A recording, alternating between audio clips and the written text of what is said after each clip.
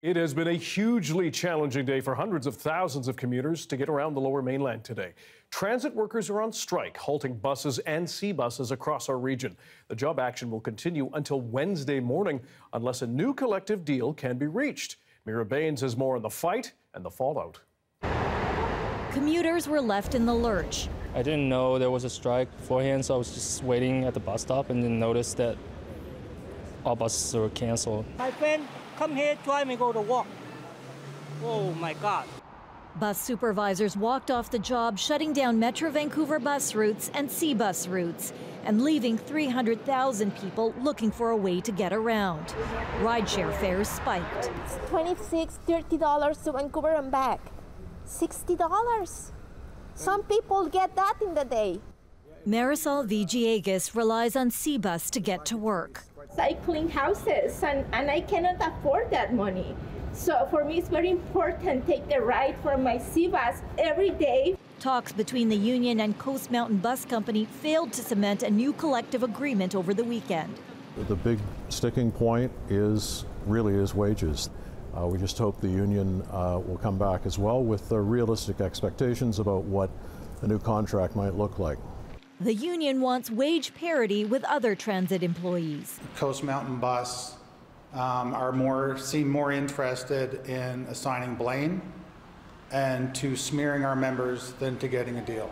The province says it wants negotiations to resume. We do have some tools available to us if both parties agree. As I mentioned, appointing a special mediator, and that is a consideration. The union says this is a 48-hour job action, meaning it will end early Wednesday. But before that, it could spread. The union has filed a complaint with the Labor Relations Board, arguing it should be allowed to picket outside rapid transit stations, meaning trains could also be affected. Mira Baines, CBC News, Vancouver. Let's go now to our Tanya Fletcher, who's at the Nanaimo station bus loop in East Vancouver to see what kind of impact the strike is having on this evening commute. Tanya, looks pretty quiet there. Bit of an odd scene, Dan, because yes, as you can see, this bus stop is very quiet, yet traffic much busier than normal. Even arriving here from downtown Vancouver took a lot longer than normal. More vehicles on the road. You can see right now SkyTrain behind me is still running, so SkyTrain's also busier than expected, as with all the buses and SeaBus service shut down. And of course, this really impacts post-secondary students. The majority of UBC and SFU students in Metro Vancouver use buses at least for part of their journey to get to school, and that's why both schools have put in alternate plans for today and tomorrow. A lot of classes have moved online, some canceled entirely, but both schools are saying check with your instructors to get the very latest information on your specific classes. Now, UBC also says that employees who are required to perform necessary essential work are expected to show up to work still in person.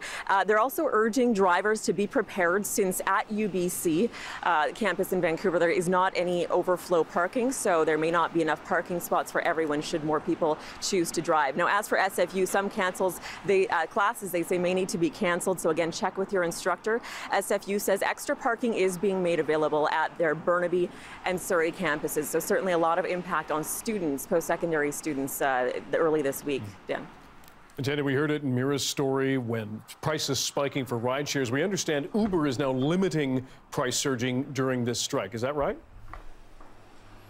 Yeah, that's right. Just late today, Uber put out a statement saying that it's capping surge pricing and offering additional incentives to get more Uber drivers out on the roads to help people really balance out that supply and demand situation. So Uber says, for example, this morning from 7 to 8 a.m., they saw a 70% increase in the number of calls of people trying to get an Uber over the same hour last week. So they do say, though, they add it's not reasonable to expect Uber to fill in the massive gap left by a transit strike. No details on exactly what this surge cap might look like in terms of pricing. We did hear from Uber drivers today who they said they felt bad for passengers. We heard from one Uber driver who said he took an accountant who had to get to work this morning who paid $70 for a 20-minute ride to work. And the driver said, hey, look, we feel bad. We don't regulate pricing. The surge pricing is out of our control. And he said, In fact, they feel like it's gouging in some cases. And of course, a lot of that overflow spills to the taxi side. We heard from the president of Yellow Cab. He said that as soon as this strike action took effect at 3 a.m., they were all hands on deck trying to get cabs lined up. They switched some people who were at, some drivers who usually go to the airport elsewhere in the city to try to prioritize based on urgency in terms of people needing a taxi ride. So, of course, a lot of this will overflow into tomorrow. We'll see how the morning commute goes as well, Dan. Tanya Fletcher reporting live in East Vancouver. Thanks very much. Now, with the transit strike in full swing, we're also hearing stories of people stepping up, doing their part to help other people move around without the service they normally depend on. Our Michelle Gassoub caught a lift with one Vancouver woman offering free rides to anyone who needs them. With most transit service at a standstill because of the strike by Coast Mountain Bus Company employees, we heard a lot of frustration from people who depend on those services. But we also wanted to hear from the Good Samaritans. Let's do this. The people who stepped in and said, let's help people get around. I'll throw this guy on for some GPS. I heard about the strike happening last night, and I had seen another post in another Facebook group with someone offering rides. And I hadn't seen anything similar in Kits, so I figured, you know what, I'm off work for 3 days. May as well just do something nice for some strangers.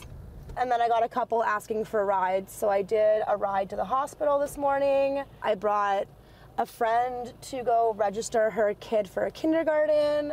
I've got one for 6:30 tomorrow morning, which I'm not super stoked for. My life's motto is do good recklessly. So, I mean, getting up early isn't going to hurt me, and it's going to make a difference for someone, so why not? You know, I'm not doing this for a profit. I'm not even asking people for gas money. I'm like, if you can offer a couple dollars, great, but I'm not expecting it. I'm not asking for it. I got a coffee this morning, which was nice. We want to help each other out as best we can and build that good sense of community. Because I find that's one thing that's really missing in Vancouver as a whole. Having moved here 2.5 years ago, it's really hard to make friends here. It's hard to make genuine connections. And the best way to do that is to just meet new people doing random things. All right, bye. All right, let's do this. I'm just trying to spread goodness and hopefully people pay it forward eventually, you know? What did you say, do good recklessly? Yeah, that's my life motto, just do good recklessly. If it's not gonna hurt me, it's not gonna put me out more than I can afford to be put out, I'll just do it.